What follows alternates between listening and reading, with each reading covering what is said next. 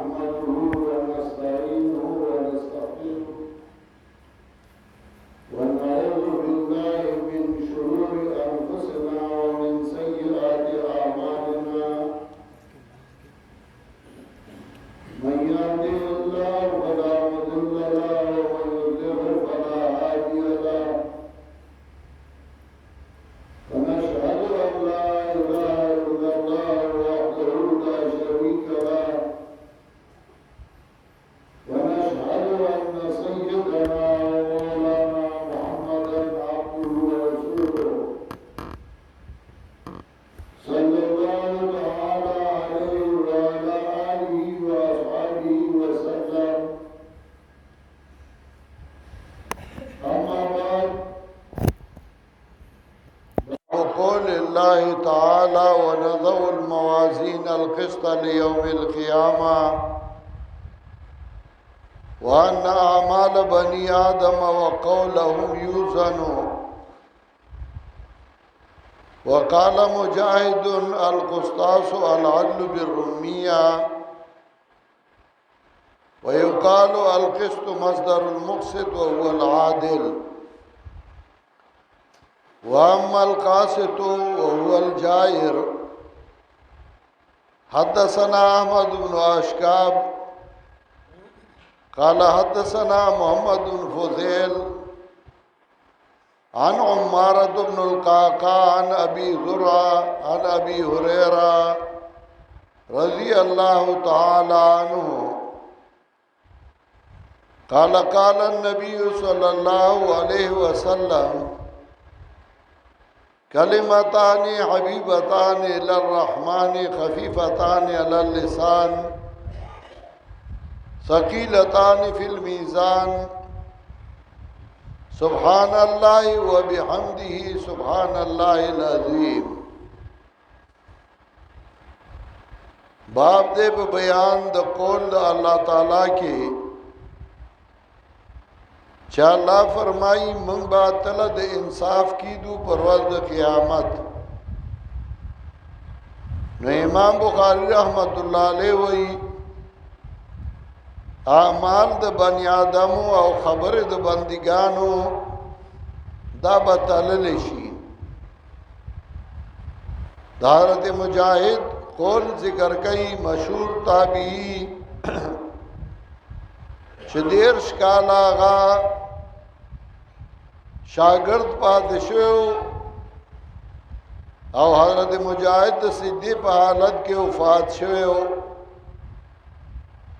نو آغا وی قسطاس او قسطاس دا انصاف تا وی پر رومیائی جبا کے او ویلشی چی قسط دے نو دا مصدر دے دا مقسط او مقسط وی عادل تا انصاف دار تا او قاسط وی جائر او ظالم تا. بیا حدیث ذکر کئی چه ما دا احمد بن اشکابنا اوریدلیو آغا دا محمد بن فضیلنا اوریدلیو آغا دا عمارت بن القعقاعنا اوریدلیو آغا دا امام ابو زرعنا اوریدلیو آغا دا ابو هریرہ رضی اللہ تعالیٰ عنہونا چه نبی علیہ السلام وی دو خبری دی چې هغه ډېرې محبوبی دی مهربان بادشاہ تا ډېرې سپکی دی په جبا ادا کول آسان دی او ډېرې درانی دی په تول کې. سبحان الله وبحمده سبحان الله العظیم چې پاکی دا الله لرا او دا الله پستانه باندې لګیایو او پاک دے اللہ چاہا دا لوی مقام دا لوی درجے او دا لوی حیثیت خاون دے. پختانا ہمیشہ چکلا اخیار سڑی او عقلمند سڑی نغا مشرانو تاوگوری چې دا غنا سو مشری او خياري او عقلمندي نو چا څه کار کوي نو دیو ماغه کار کوي، چاغه څه وای نو دیو ماغه وای. پښتانه وای لنډیا په لوړه ودرېګا چې کام دې سکای نو هغه وکا. نو په دنیا کې چې ټولو خياران را جمع کې، عقل مند را جمع کې،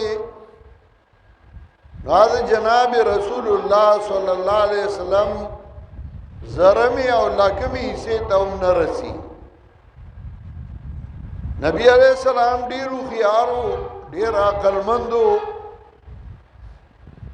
نو داغه خبرې هغه ډیر درانی او د عقل نه ډکې وي. او د نبی علیہ السلام کارونه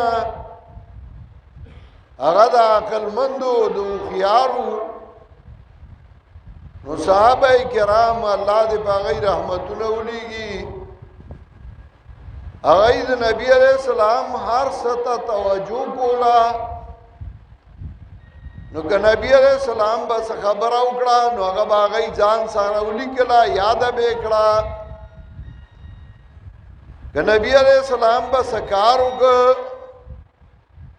نو هغه نبی علیہ السلام وکړه، نو صحابه به یاد کړه. که د نبی علیہ السلام مخکې بس کار وشو، نبی علیہ السلام به مکه وای نو هغه به ولیکل. که نبی علیہ السلام به په غلې پاتې شو، دا هغه مخکې به یو کار کېده هغه به څوک منې نه کړل، نو هغه به صحابه به ځان سره ولیکل، یاد به کړل. دغه ته وایي حدیث د رسول الله صلی الله علیه وسلم. حدیث ته وایي وینا د نبی علیہ السلام، کارونه د نبی علیہ السلام، اداګانې د نبی علیہ السلام. او چې د نبی علیہ السلام مخکې څه شوي دي، نبی علیہ السلام یا منې کړي دي یا په غلې پاتې شوی دی، دغه ته وایي حدیث. دا صحابه جمع کړل، یاد وساتل، یو بل تبه وی. یو صحابي مخکې به یو کار وشو، هغه به بل ته وی، هغه به بل ته وی. د یو صحابي مخکې به خبره نبی علیہ السلام وکړه، دوه مخکې به وکړه، لسو مخکې به وکړه، هغه به نورو ته وی. نو نبی علیہ السلام ورته دعا وکړه چې الله دې هغه چا باندې رحموږي چې زما خبره واورېده، یاد یې وساتله، مخکې ورسوله. رسو صحابهونه تابعین رالل، نو ایوه صحابه پسې ګرځېدل، تا دې څه اورېدلي دي، تا څه لیدلي دي، ستا مخکې څه کړي دي. نو هغه به د هغې نه به اورېدل او هغه به یادول. داغی نرستو نور رالل، بیا الله محدثین پیدا کرل، دالول علماء، امام بخاری، امام مسلم، امام نسائی، ابن ماجہ، ترمذی، دای راو لګیدل. نو دای اگر جمع کول شروع کړل. امام مالک رحمت الله علیه نو هغه له یو کتابی شکل ورکو، او دا کتابی شکل چې ورکو نو بیا هغه یو عجیبه کمالونه پکې وکړل. چاوی زبا حدیث را جمع کوم، او چاہی کہ اته خبری نو آبزا دا اتو آڑو باندے حدیث پا خپل کتاب کے را جمع کوم، نو اغیر نم جامع کی خود. چاوی زبا حدیث را جمع کوم، واولا او 10 مسئلی د تیمم مسئلی، بیا د موز، بیا د زکاة، نو اغیل کتاب لنم کی خود سنن، لکه سنن نسائی، سنن ابن ماجہ، سوک راو لگی دل نو اغیوی حدیث را جمع کوم، خو په ترتیب د صحابه کرامو. نو چې کوم صحابي اول ایمان راوړل دا هغه حدیث به اول ذکر کوم، کم دویم راوړه دا هغه په دویم ځل کې ذکر کوم چا دریم راوړه دا هغه حدیث په دریم ځل کې ذکر کوم دې ترتیب باندې روان کړ چاوی د کم صحابي په نوم کې چې الف راځي هغه حدیث په اول ذکر کوم د چای کې اول کې به راځي اب ورپسې او د چای کې تی راځي اب ورپسې چاوی نه د چا چې لوی مرتبه ده لکه ابوبکر صدیق دا هغه حدیث په اول ذکر کوم د چا دویمه مرتبه ده دا هغه ورپسې د چا دریمه دا هغه ورپسې دې درې واړو ترتیبونو باندې چې را جمع کول نو دا هغه کتابونو له نو مسند کې خود مسند د امام ابو حنیفه مسند احمد ابن حنبل مسند د فلانی مسند د فلانی څوک راولاګیدل نو هغه حدیث را جمع کړو کو چړومبه استادو دا هغه یو ځای ذکر کړ دویم استادو دا هغه بیا دریم دا هغه بیا نو هغه له نو معجم کې خود لکه معجم ثلاثه تبرانی دا د مولیانو خبرې دی او دا ډیری وګدیږي بیا او بهر حال هغه علماء راولګیدل محدثین راولګیدل او په مختلفو زاویو هغه حدیث را جمع کړل بیا صرف داسې ومونه کړل چې تاوی چې داسې نبی علیہ السلام علیه دوی نه بیا ورپسې غاخای راواغستا ورپسې څنګه راواغستا پاغي والو زول راشپیل راواغس پاغي والو زول ورپسې چاجا او غلبیل راواغس او پاغي صفا کړل څنګه موږ غنم صفا کوو هغه صفا کړو غیر جمع کړو نو هغه له نوم صحیح کې خود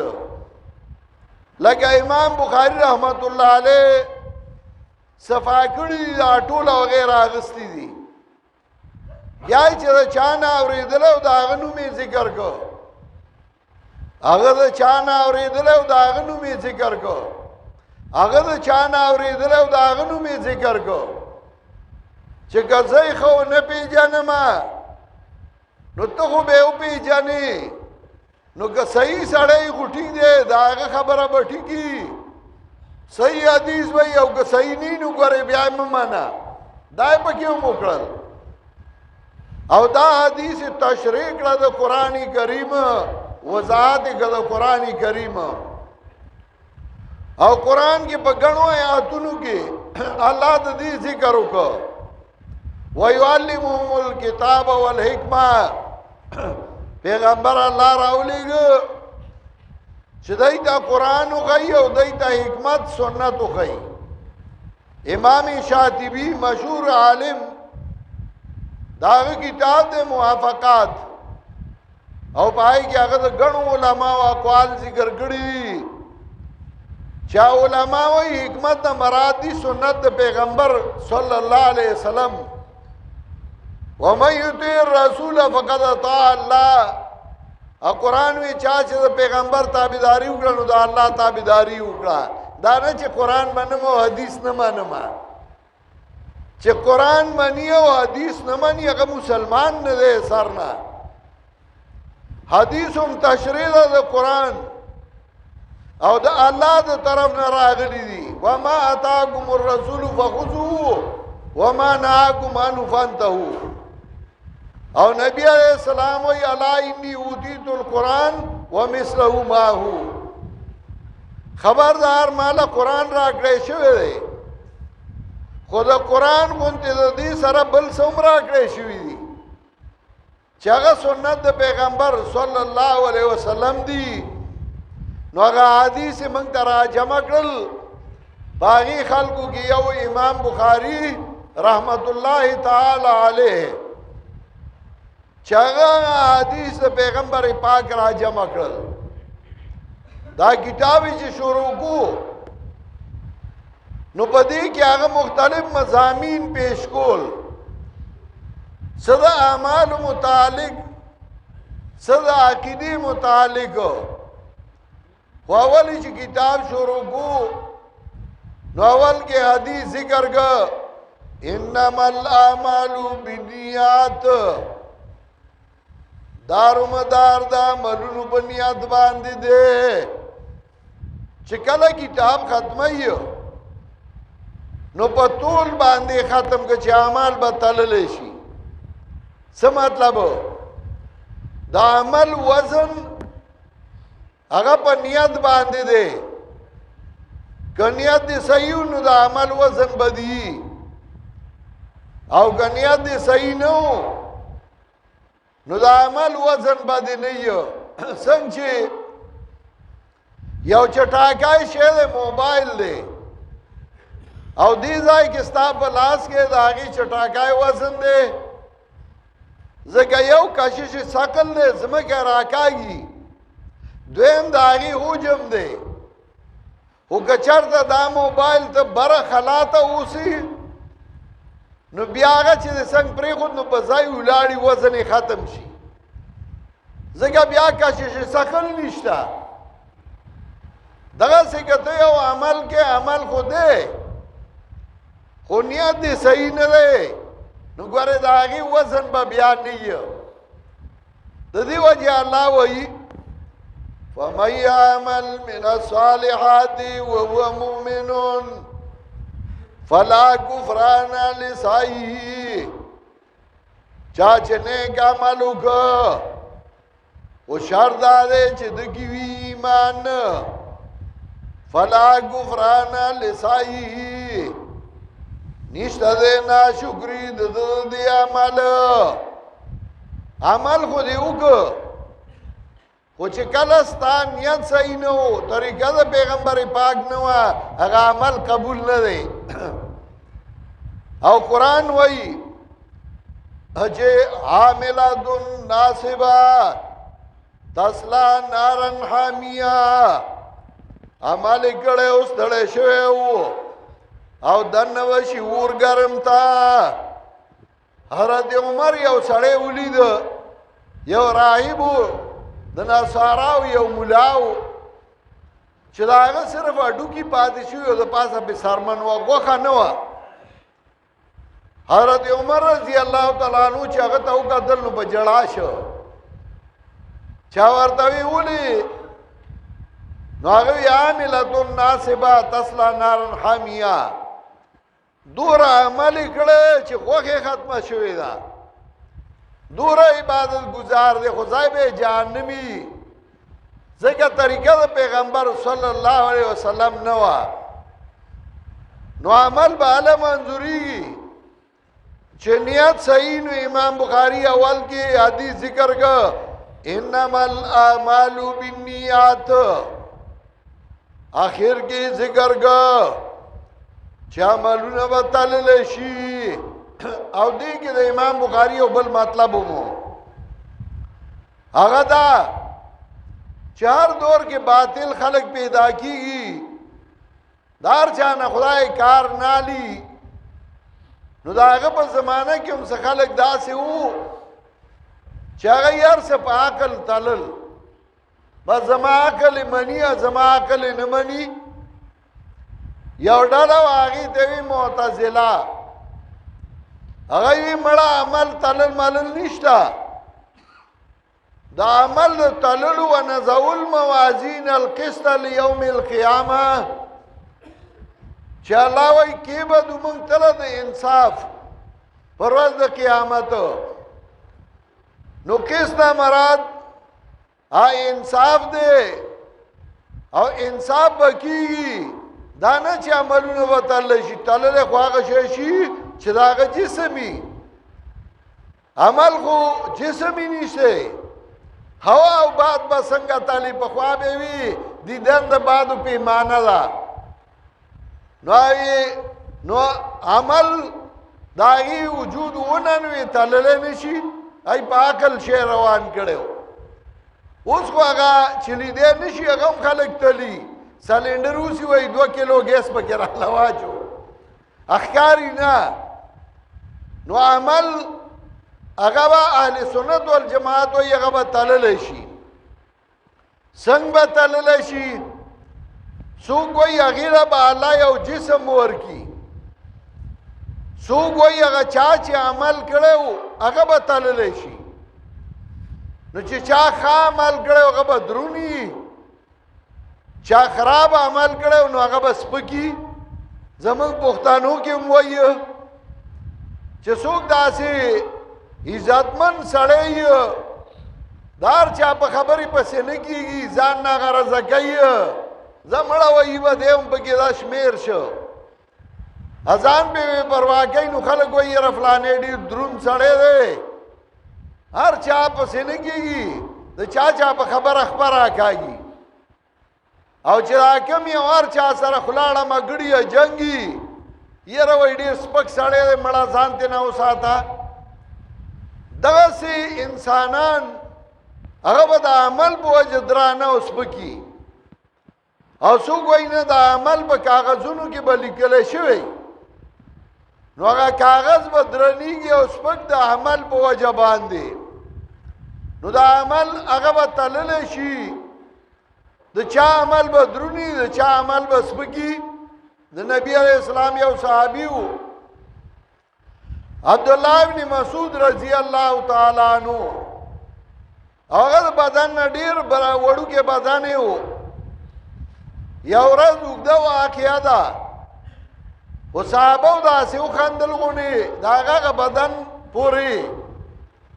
په ونې په څانګه ناست و، سیلی راله نو څانګه هم جوړه کړي، د هغه هم ورسره تاو راته.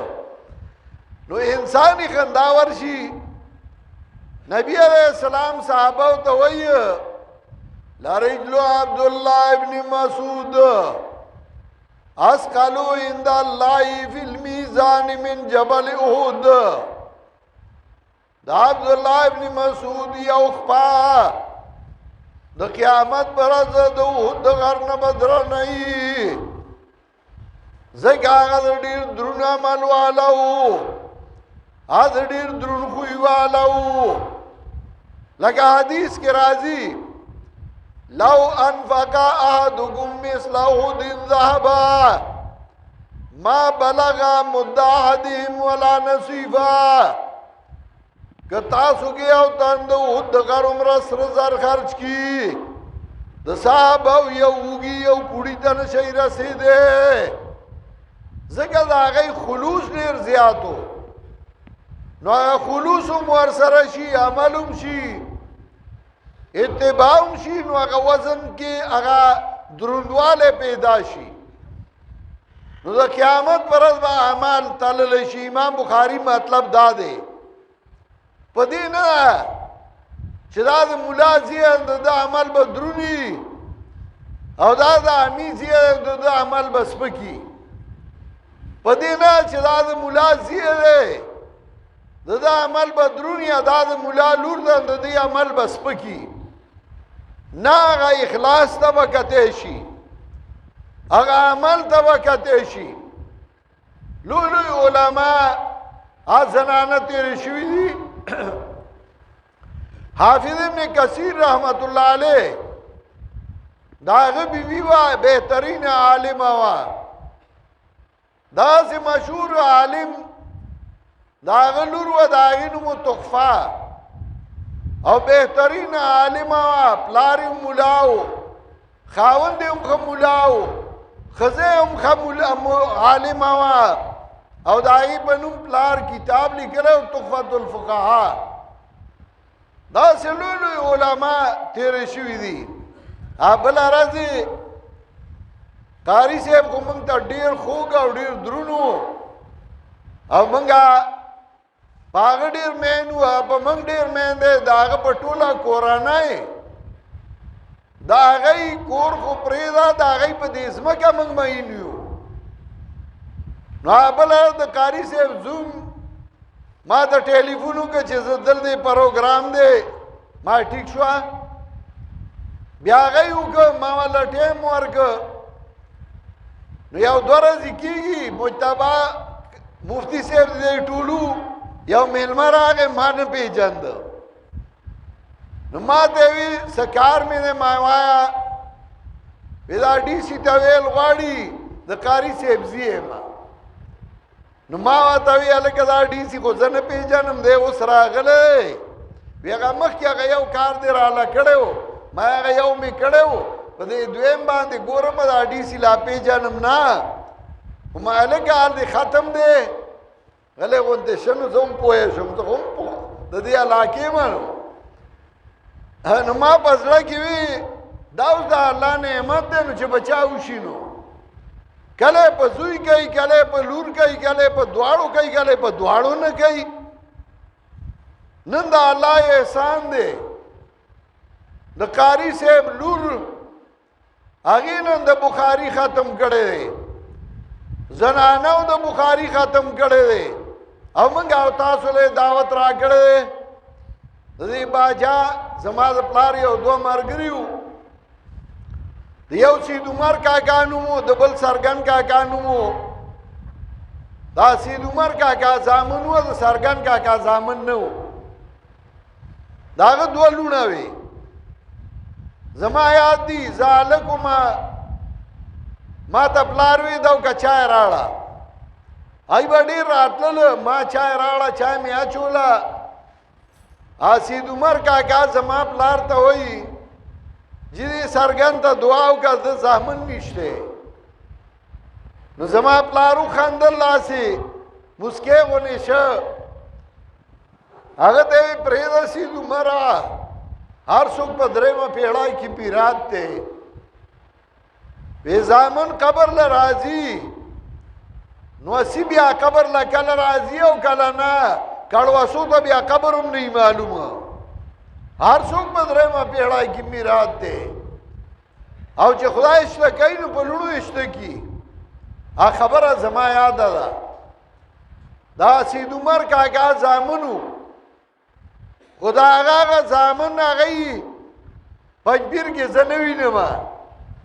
د سرګن کاکا دوه لوڼه وي د هغه یو لور اوس په امریکا کې درس کوي د قرآن او چې کله د هغې د درس ختم وي نو پنجبیر کې ما ته وایي ته زمونږ ختم وکړه نو زه په نیټ باندې د هغې ختم کوم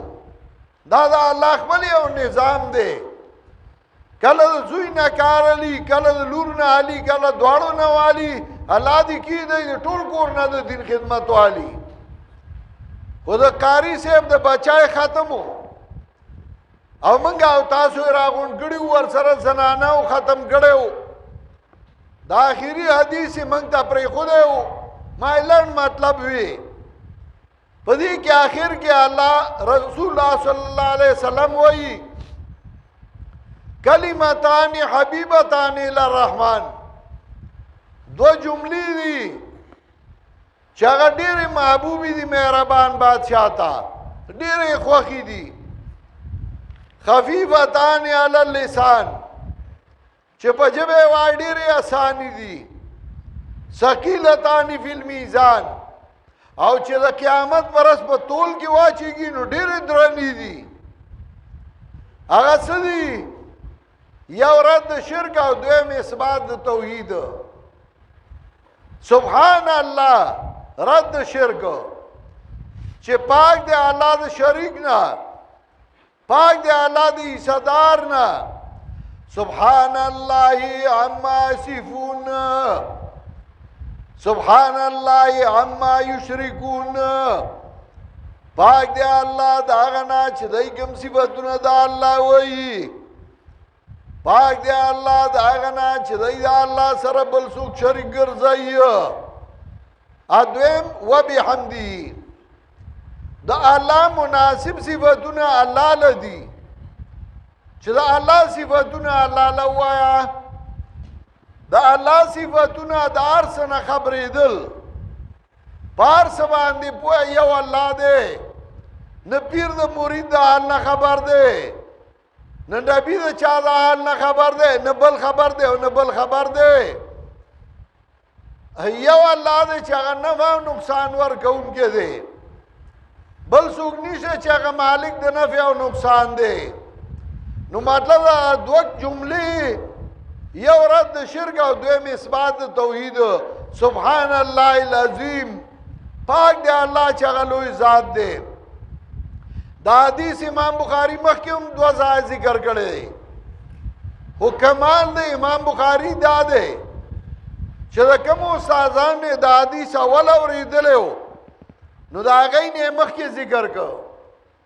او چې کوم استاد یې اخري استاد و نو د هغه حدیث یې اخر کې سره انصافدار دی. لومبی استاد لومبی حسابوي او دویم استاد دویم حسابوي او اخیری استاد اخیری حسابوي. احمد ابن اشکاب اخیری استاد وو نو دا هغه نه چې کله د حدیث نقل کوي نو هغه اخر کې راړ چې دا مې اخیری استاد دی ورستو ذکر کو، اول استاد مخکې ذکر کړي. اوس کو معاملہ بل شان شوی دا، خو هغه اخیری استاد اخیری کو احمد ابن اشکاب چې دا هغه نه کوم حدیث نقل کړو نو هغه اخر کې ذکر کو. او د امام بخاری رحمت الله علیه مطلب دا دی چې حدیث کې راځي من کان آخر کلامه لا اله الا الله دخل الجنه. هغه څوک چې هغه اخري خبره د توحیدی لا اله الا الله یا سبحان الله یا الحمدلله او چې اخري خبره لا اله الا الله یو دخل الجنه نو دنه بشي جنت ته. تفاول لپاره ذکر کو چې اخر کې په دې باندې ختم کوم سبحان الله وبحمدی سبحان الله العظیم چې پاک دی الله پستاینه د الله باندې لګیایو. پاک دی الله چې هغه ډېر لوی ذات دی. دا ډېره لوی خوش قسمتي چې نارینه خو پرې زنانه هغه د رسول الله صلی الله علیه وسلم حدیث دکی. دا حدیث منګه وایو خدا پریکټیکلی په عمل کې عمره واستل دي. لکه دی کتاب کې دا ټول تیر شو. نبی علیہ السلام ژوند د مرګرو سره څنګه و، د نبی علیہ السلام ژوند د بیبیانو سره څنګه و، د نبی علیہ السلام ژوند د لونو سره څنګه و، د نبی علیہ السلام د کېدل څنګه و، د نبی علیہ السلام پاسېدل څنګه و، نبی علیہ السلام به د مرګرو میانس کې څنګه و. باندې چې به راغی نو هغه به تاسو که ایوکم محمد تاسو کې محمد کم یو دی ځکه دا هغې غونته کې سړی و دا نه چې هغه پکې جدا یو رنګ جوړ کړی و. نن سبا پیر صاحب د مریدانو میانس کې د لرې نه پیژندی شي ځکه یو اوږده چپنې اچولي او ورپسې راښکې شي او بیا 15 شپږې دسمالونه تو کړي سترګې غټې غټې تورې کړي ځان یې څه بل شان کړی هلکه د بنیانو غوندې کې یا که نه. نبي علیه السلام دغسې ژوند و چې به روانو نو تیز به ته په لاره باندې لکه په اترای چې کوزیږي مارګرو کې کله به مخکې ته کله به رستو ته کله به میانس کې روانو. دا یې موږ ته په دې کې وښیل نو چې کله دا وایي نبی علیہ السلام به د بیبیانو څنګه خیال ساتو، بیبیانو به د نبی علیہ السلام څنګه خیال ساتو. نو چې دا وایي او په دې عملو کې نو ژوند به د خوشحالی شي، ژوند به د کامیابی شي. د دې وجې کومې زنانه چې هغه علم وکړي حدیث وایي نو بیا هغې له هم پکار چې هغې په دې باندې عمل وکړي چې د خاوند څه حق دی، د خاوند به څومره خیال ساتي، د کور به څومره خیال ساتي، د بچو به څومره خیال ساتي، په لاره به څنګه ځي. نو چې دا واوري نو بیا پکار دی چې په دې عمل وکړي. موږ ډېر خوشحاله یو قاري صاحب خو نن دنیا کې نشته خو الحمدلله ثم الحمدلله چې د هغه ځای آباد دی، د هغه بچي شته، نارینه شته، زنانه شته او هغوی کار کوي الحمدلله او دا ځای آباد دی. الله دې دا همیشه دپاره آباد لري او الله دې په دې ځای کې نور هم د قرآن او سنت چینې روانې کړي. ٹھیک دے مشکلات او تکلیفونه همیشه راځي دا چې څوک د دین خدمت کوي نو هغه ته تکلیفونه او مصیبتونه لازمان وي خدا مصیبتونه او تکلیفونه په دې الله درجه زیاتوي په دې الله مقام زیاتوي په دې الله اجر او ثواب زیاتوي نو که څه تکلیفونه راځي الله دې په هغې د اجر زیات کی الله دې مقام او ثواب زیات کی او الله دا ځای همیشه په قرآن او په سنت باندې آباد لري واخر دعوانا ان الحمد لله رب العالمین